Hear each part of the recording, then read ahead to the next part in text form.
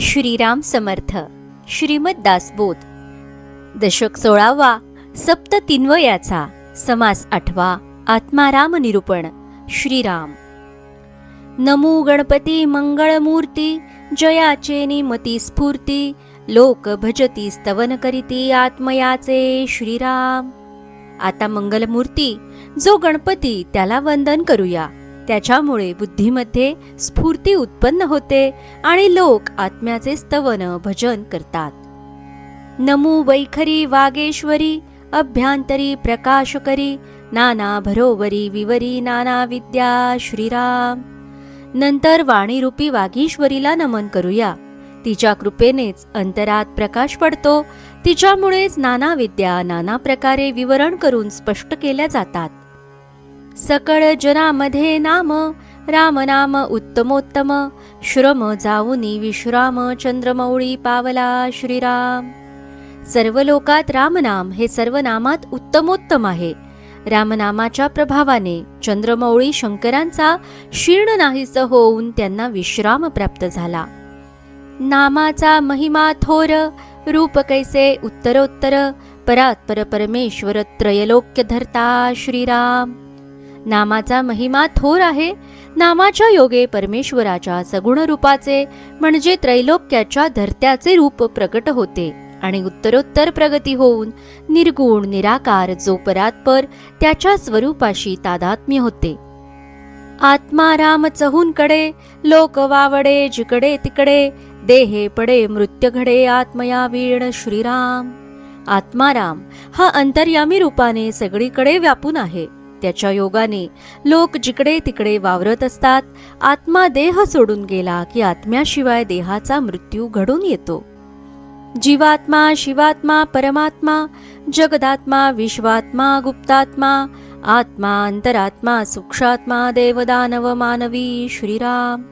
देव दानव व मानव आत्म्याला अनेक नावांनी ओळखतात. जीवात्मा शिवात्मा परमात्मा, जगदात्मा विश्वात्मा, गुप्तात्मा, आत्मा अंतरात्मा, सूक्ष्मात्मा ही त्याचीच नावे आहेत. सकळ मार्ग चालती बोलती, अवतार पंगतीची गती, आत्म्याकरिता होत जाती ब्रह्मादिक श्रीराम. अंतरात्म्यामुळेच जगातील सर्व मार्ग चालतात बोलतात.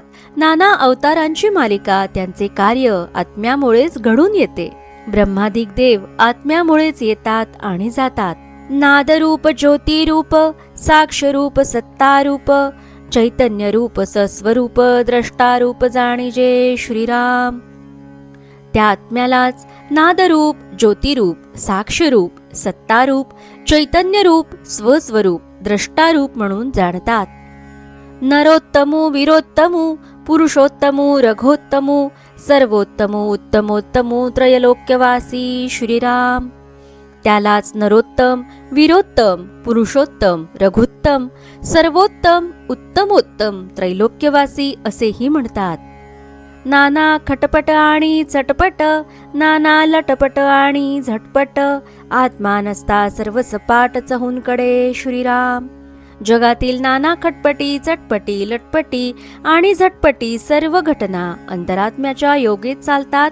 आत्मा नसेल तर चहूंकडे उजाड होऊन जाईल. आत्म्या वीण वेडे कुडे, आत्म्या वीण मडे बापुडे, आत्म्या वीण थडे रोकडे शरीराचे श्रीराम. आत्म्याविना सर्व वेडे वाकडेच होते. शरीर मढे बनते. आत्म्याशिवाय शरीराचे थंडगार शव बनते. ही अनुभवाची गोष्ट आहे.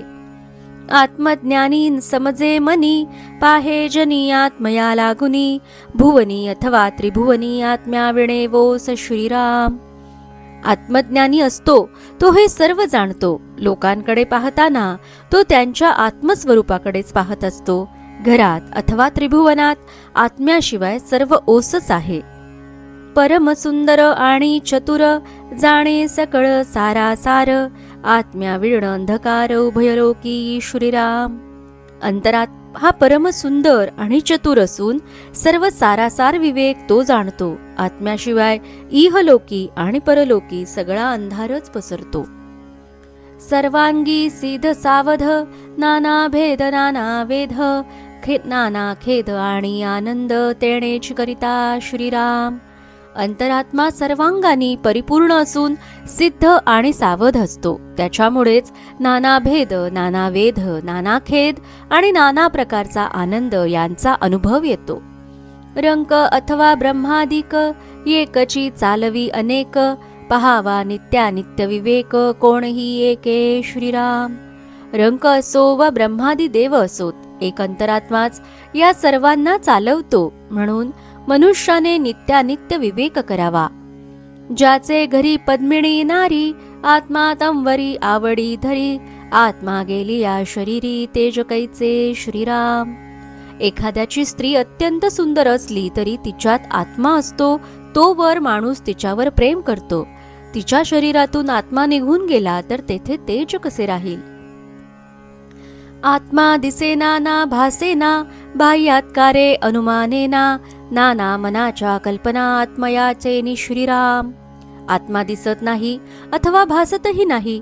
बहिर्मुख वृत्तीने त्याचे अनुमानही करता येत नाही. मनात येणाऱ्या नाना कल्पनाही आत्म्यामुळेच येत असतात. आत्मा शरीरी वास्तव्य करी, अवघे ब्रह्मांड विवरी भरी, वासना भावना परोपरी किती म्हणून सांगाव्या श्रीराम. आत्मा शरीरात वास्तव्य करतो आणि तेथे तो साऱ्या ब्रह्मांडाचा विचार करतो. ब्रह्मांड भरूनही राहतो. त्याचप्रमाणे त्याच्यामुळेच मनात अनेक प्रकारच्या वासना भावना उत्पन्न होतात. त्या किती म्हणून सांगाव्या. मनाच्या अनंत वृत्ती अनंत कल्पना धरिती, अनंत प्राणी सांगो किती अंतर त्यांचे श्रीराम. मनाच्या अनंत वृत्ती असतात. मनात अनंत कल्पना उत्पन्न होतात. जगात अनंत प्राणी आहेत. त्यांचे अंतरंग कसे सांगता येईल. अनंत राजकारणे धरणे, कुबुधी सुबुधी विवरणे, कळवणे दणे चुकावणे प्राणीमात्रांसी श्रीराम. मनुष्य अनंत राजकारणे करतो, धरतो, सोडतो, कुबुद्धी आणि सुबुद्धी यांचे विवरण करतो. आपले अंतरंग कुणास कळू देतो, कुणास कळू देत नाही, कोणास तो चुकवतो. याप्रमाणे प्राणी मात्र अंतरात्म्याच्या सहाय्याने अनेक गोष्टी करीत असतात. एकास एक जपती टपती, एकास एक खपती लपती, शत्रुपणाची स्थिती गती चहूंकडे श्रीराम. कुणी कुणाला जपत असतात तर कुणी कुणाला मारायला टपलेले असतात. कुणी कुणाला खपवतात तर कुणी लपून राहतात. अशा प्रकारची शत्रुत्वाची भावना चहूकडे दिसून येते.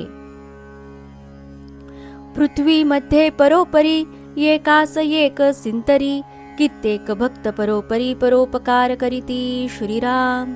या पृथ्वी तलावर कुणी कुणाला फसवीत असतो तर कित्येक भक्त असे असतात की ते नाना प्रकारे परोपकार करीत असतात. एक आत्मा अनंत भेद, देहे परत्वे घेती स्वाद, आत्मा ठाईंचा भेद भेदही धरी श्रीराम. एकच आत्मा असून देहा परत्वे नाना भेद उत्पन्न होतात आणि निरनिराळ्या प्रकारचे फलभोग भोगावे लागतात. आत्मा खरे तर आपल्या परीने अभेदच आहे, पण तो भेद करतो आहे असे वाटते. पुरुषास स्त्री पाहिजे, स्त्रीस पुरुष पाहिजे, नवरीस नवरी पाहिजे हे तो घडेना श्रीराम. पुरुषाला स्त्री पाहिजे असते, स्त्रीला पुरुष हवा असतो, नवरीला नवरीच पाहिजे असे तर घडतच नाही.